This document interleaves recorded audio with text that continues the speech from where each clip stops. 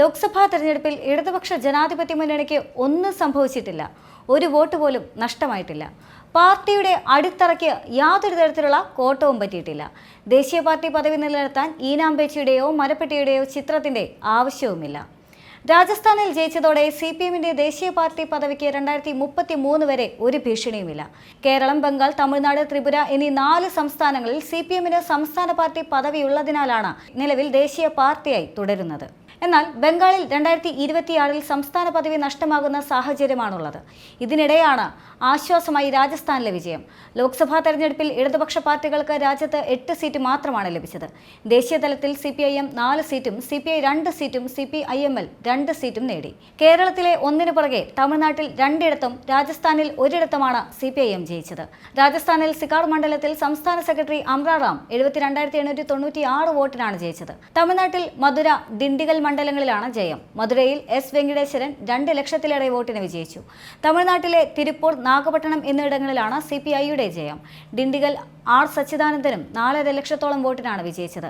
നാഗപട്ടണത്തിന് V. സെൽവിരാജ് 2 ലക്ഷത്തിലേറെ വോട്ടിനും തിരുപ്പൂരിൽ K. Subbaramayyar 1.25 ലക്ഷത്തിലേറെ വോട്ടിനും വിജയിച്ചു. ബീഹാറിലെ അറാ മണ്ഡലത്തിൽ സുധാമ പ്രസാദ്, കാരക്കാട്ട് മണ്ഡലത്തിൽ രാജാറാം സിംഗ് എന്നീ CPIML സ്ഥാനാർത്ഥികൾ വിജയിച്ചു. ഇന്ത്യ സഖ്യത്തിന്റെ ഭാഗമായിരുന്ന പാർട്ടി സിഗാറിലെ ജയത്തോടെ CPM-ന് രാജസ്ഥാനിൽ കൂടി സംസ്ഥാന പദവി ലഭിക്കും. ബംഗാളിൽ പദവി നഷ്ടമായാലും രാജസ്ഥാനിലെ പ്രകടനത്തിന്റെ അടിസ്ഥാനത്തിൽ 4 ഇടത്ത് സംസ്ഥാന പാർട്ടിയായി തുടരാം. തമിഴ്നാട്ടിൽ നിന്ന് 2 സീറ്റിൽ ജയിച്ചതിനാൽ അവിടെ സംസ്ഥാന പാർട്ടിയായി തുടരാം. 2023-ലെ നിയമസഭാ തെരഞ്ഞെടുപ്പിലെ പ്രകടനത്തിന്റെ അടിസ്ഥാനത്തിൽ ത്രിപുരയിൽ സംസ്ഥാന പാർട്ടി പദവിയുമുണ്ട്. എന്നാൽ കേരളത്തിൽ പ്രതീക്ഷിച്ച വിജയം കൈവരിക്കാൻ ആയില്ല എന്നുള്ളത് യാഥാർത്ഥ്യം തന്നെയാണ്.